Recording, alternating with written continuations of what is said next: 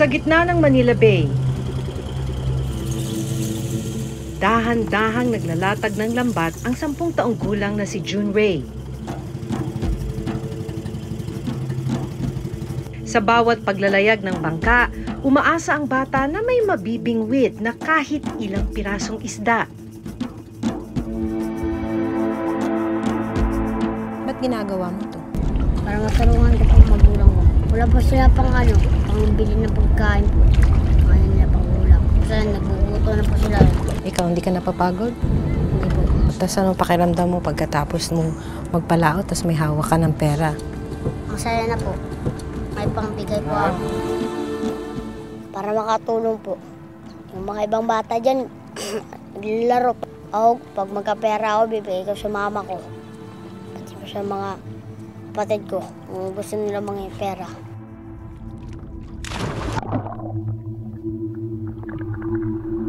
Pero sa kanyang pagbabanat ng buto sa laot, may panganib na kailangan niyang harapin.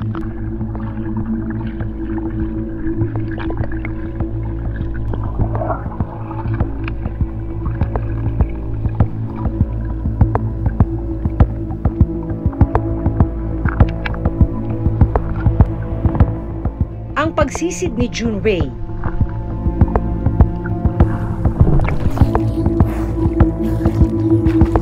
May mas malalim pa palang dahilan.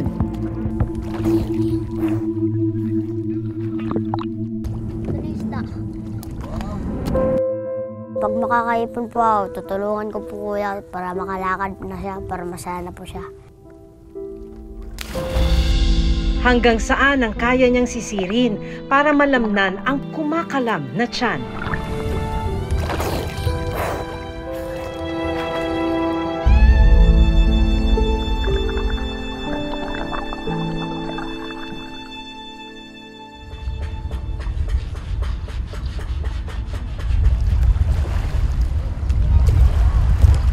Pagsikat ng araw, gatas at tinapay ang agahan ni June Ray Ronquillo.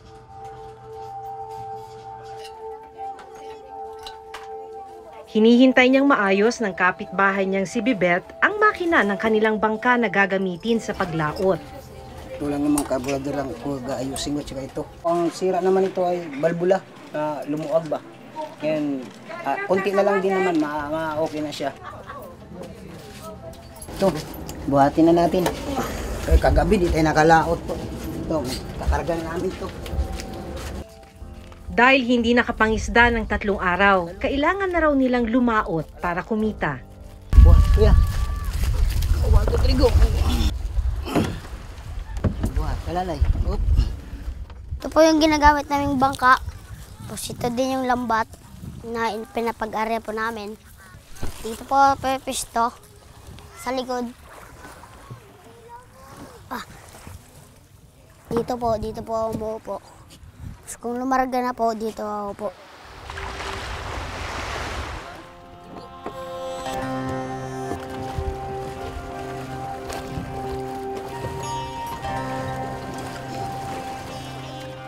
Para makatulong po.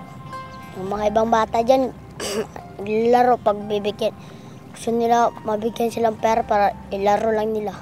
Ako, pag magkapera ako, bibigay ko sa mama ko. Pati po sa mga kapatid ko, kung gusto nila mga pera. Halos 1 taon na siyang sinasama ng kapitbahay na si Bibet sa paglaot. Masipag talaga siya, saka kursunada niya maglaot, ma'am. Bilib ako rin itong bata na to. Ini-spray niya yung magulang niya, yung mga kapatid niya doon. Kaya pag wala kaming huli, binibigyan ko si Quinta. Nangungulit siya minsan sa akin pag walang laot. Gusto niya talaga, porsigido talaga, ma'am, para kumita siya. Madalas din daw kasing gutom ang bata, kaya pursigidong makapangisda. Pagdating sa isang bahagi ng Manila Bay, sinimulan na ni June Ray mag-arya o maglatag ng lambat sa dagat.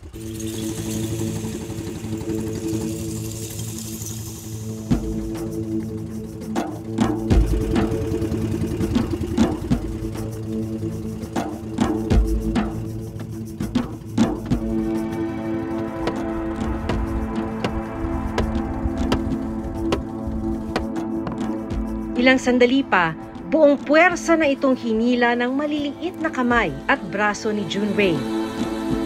Umaasang makahango siya ng iba't ibang klase ng isda.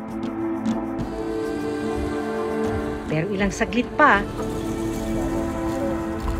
Isirin mo to saya ha. Sir, sumabit Oo, yung lambat natin. sumabit po. Ito ay kukuha na natin to. So Sumabit. pagka ganyan sumabit, anong mangyayari? Papasisid ko po to kang Bisaya. Yung si kuan. Junrei. Junrei po. walang alinlangang tumalon si Junrei sa tubig. At sumisid para ayusin ang lambat.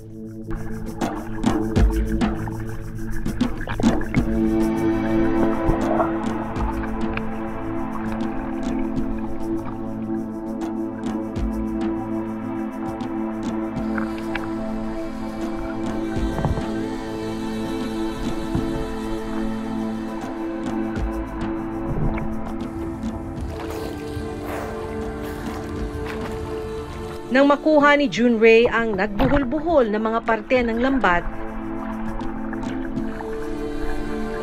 dahan-dahan niya itong inayos.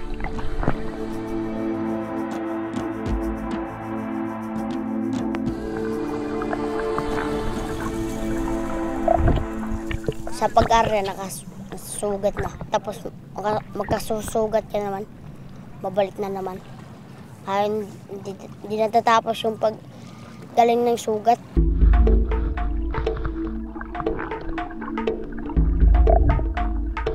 Maya-maya pa, kinuha ni Junrei ang ilan sa mga isdang pumasok sa lambat.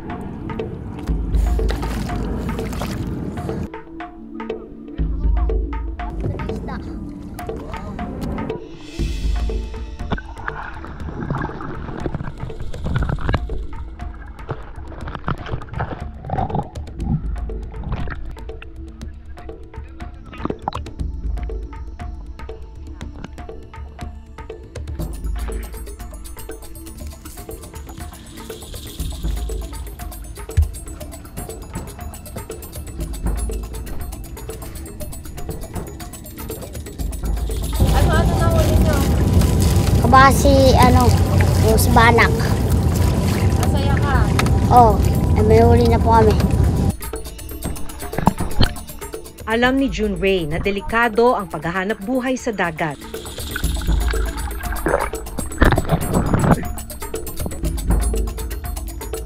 Sumisisid siya sa lalim na 15 talampakan ng walang kahit anong safety gear. Pero ito lang daw ang tanging paraan para may maiuwi siya para sa kanilang pananghalian.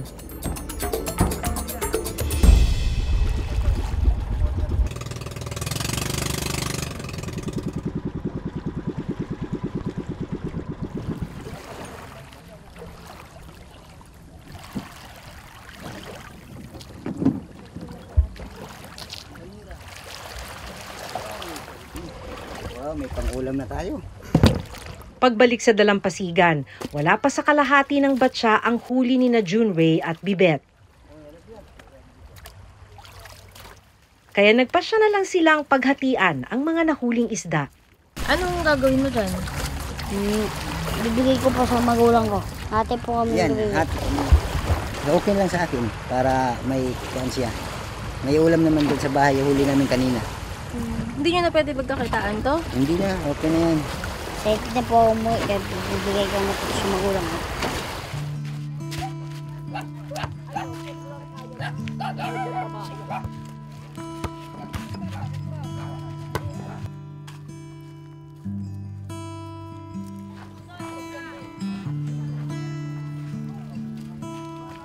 Agad na pinili ni Junrei ang mga huli nilang isda para malinisan.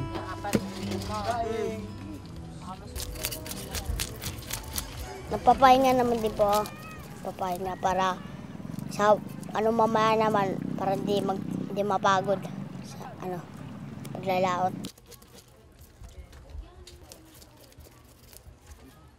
Sa kamay po, masakit. Sa ligwat, tapos sa kahatak. Nangangalip po kamay ko.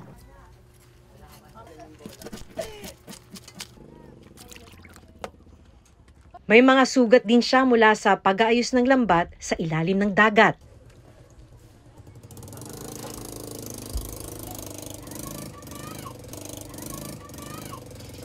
Bago umuwi sa kanilang bahay, inabutan ni Bibet ng 50 pesos ang bata. 1, 5, 10, 20, 30, 40, 50.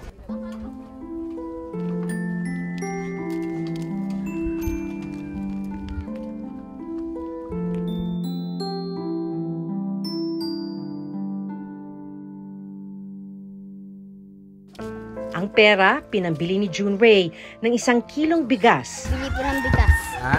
Bigas. at 3 pirasong tsokolate. Bili ha bigas. 1,404. Ano din ito, luma? Dito.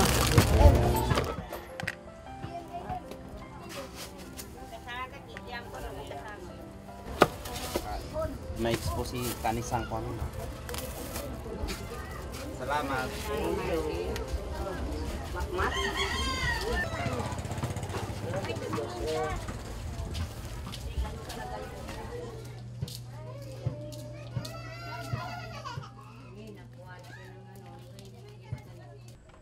Pagdating sa bahay, sinalubong si June Ray ng kanyang mga magulang. Nagbihis ka?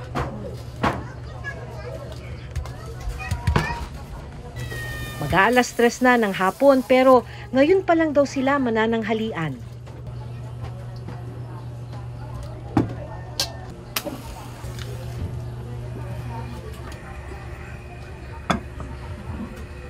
Kwento ng ina ni June Ray na si Mirasol, natanggal sa trabaho bilang janitor ang kanyang asawa nang magbawas ng tao ang pinapasukang kumpanya.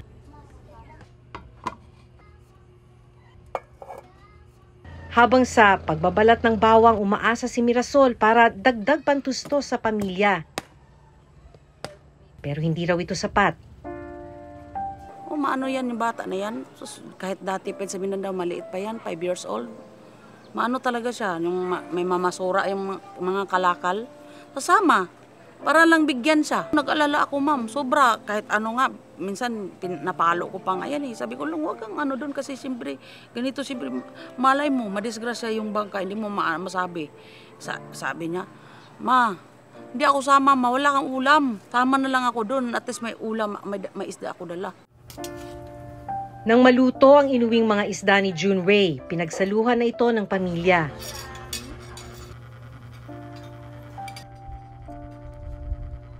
Dito na namin nalaman na may mabigat pa palang dahilan si June Ray sa kanyang maagang pagbabanat ng buto. Ang 18 taong gulang na kapatid niyang si James may karamdaman na hanggang ngayon hindi pa rin matukoy. Ni minsan, hindi pa raw napatingin sa ospital si James. Hindi po siya nakakalakad lang. Sa loob lang po siya. Hindi po siya masaya, hindi po marunong magsasalita, hindi din marunong maglakad. Pag makakaipon po ako, tutulungan ko po kuya para makalakad na siya, para masaya na po siya. Para makasama din po siya sa laot, para makabili ng bigas, pati kung hindi ulam. Barko dong. Dami imon dong.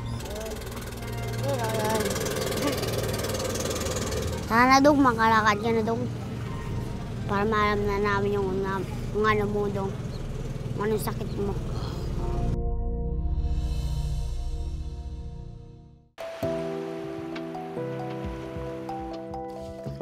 Dahil hindi sapat ang nahuli noong umaga, pagsapit ng hapon, naghanda muli sina June Ray at Bibet sa paglaot.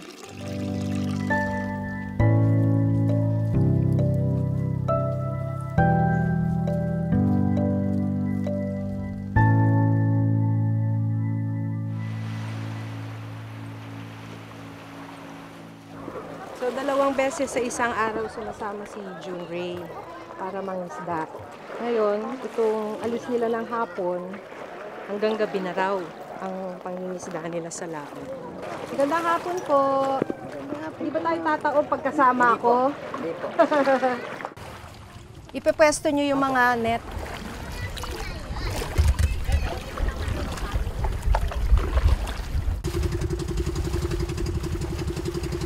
Saan banda?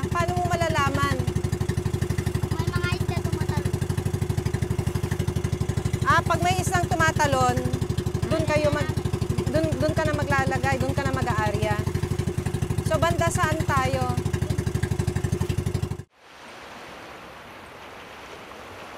Nang makarating sa gitna ng dagat, wala nang inaksayang oras si Junrei. Ba't ginagawa mo to? Para matulungan ko pang magulang ko. Bakit kailangan mong tulungan? Yan, bata-bata mo pa. Wala pa sila pang pangbili ng pagkain po. Dahil sa hirap ng buhay, tumigil si Junrei sa grade 3 noong nakaraang taon.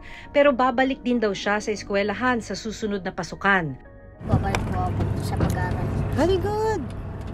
Bakit gusto mo nang bumalik? Para marunong po magbasa. Pangarap daw kasi ng bata na maging isang pulis balang araw. Sa gitna ng paghango ng lambat, ipinakita rin ni Junrei ang mga sugat na nakuha niya mula sa pangingisda.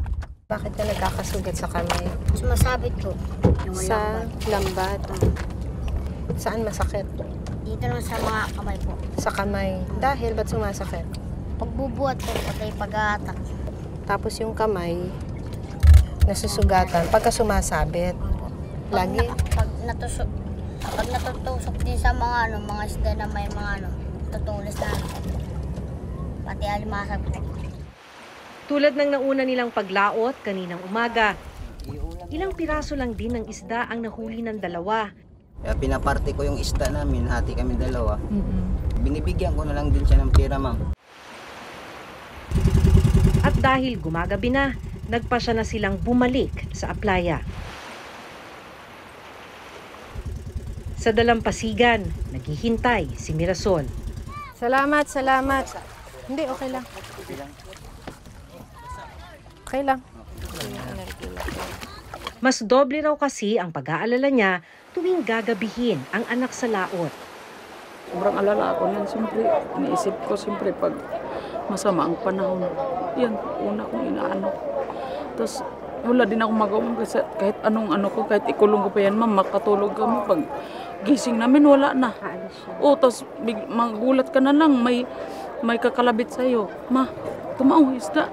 Tapos, ma, pira, ma, bili ka bigas.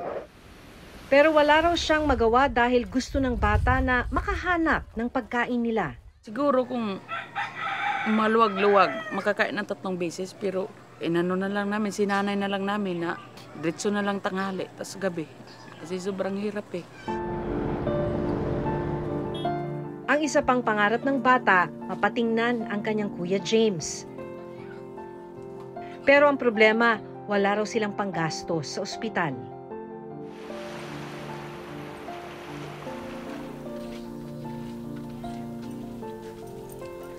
Inilapit ng Reporter's Notebook sa City Health Office ng Maynila ang kalagayan ng kapatid ni Junrei. Sa unang pagkakataon, mapapatingnan na si James.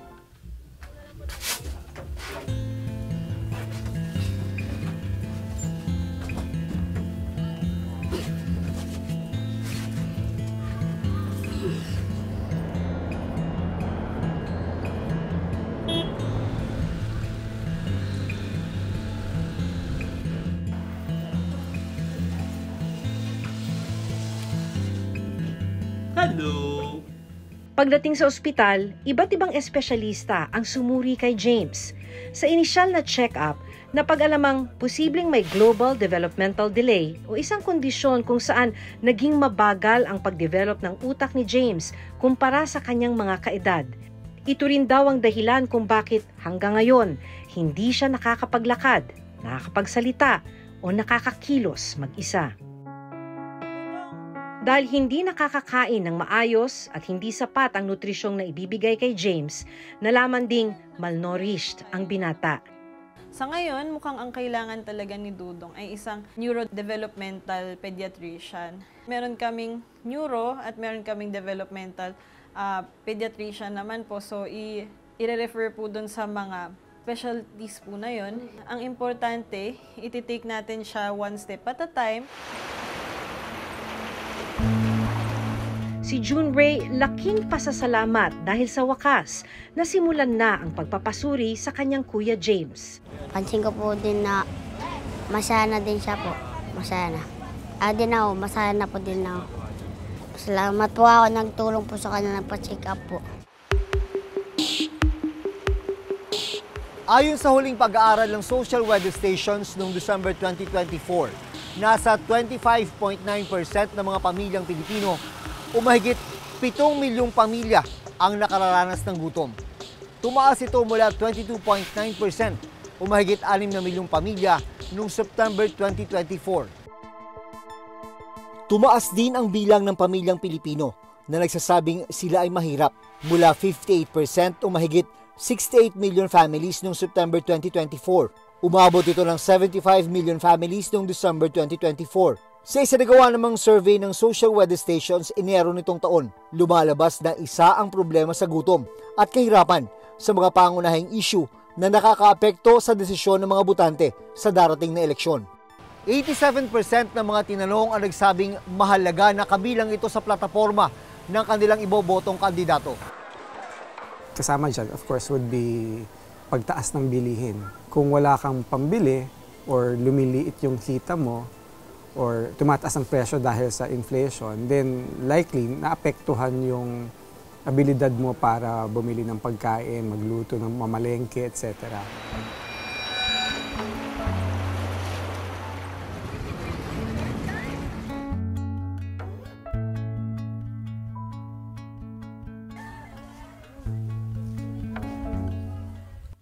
Ilang araw matapos mapa-check up si James, binisita rin sila ng City Social Welfare and Development Office o CSWDO para kumustahin ang buong pamilya. Pangako ng CSWDO, tututukan nila ang kalagayan ng pamilya, lalo na si Junray na kailangang makabalik sa pag-aaral. Priority din po namin sila sa mga available services ng department. Masaya naman po kayo, nakatulong po yung mga barangay po. Pa-check up na po si Kuya Dudong. Sana ito na po yung simulan na tulong po nila. Masaya po para pag marunong po magbasa tapos makapagtulong po sa magulang po. Maraming salamat po lalo na sa kuya ko na pina-check up na po. Milyon-milyong pamilya sa bansa ang patuloy na nakararanas ng gutom at kahirapan, gaya ng pamilya nila Junray. Umaasa silang magkakaroon ng isang tutok, agaran at pangmatagalang solusyon para sa problemang ito. Sa nalalapit na eleksyon, isa itong malaking hamon kung paano nga ba tutugunan ng mga susunod na uupo sa pwesto. Hanggang sa susunod na Sabado, ako si Maki Pulido. Ako si Jun Veneracion at ito ang Reporter's Notebook.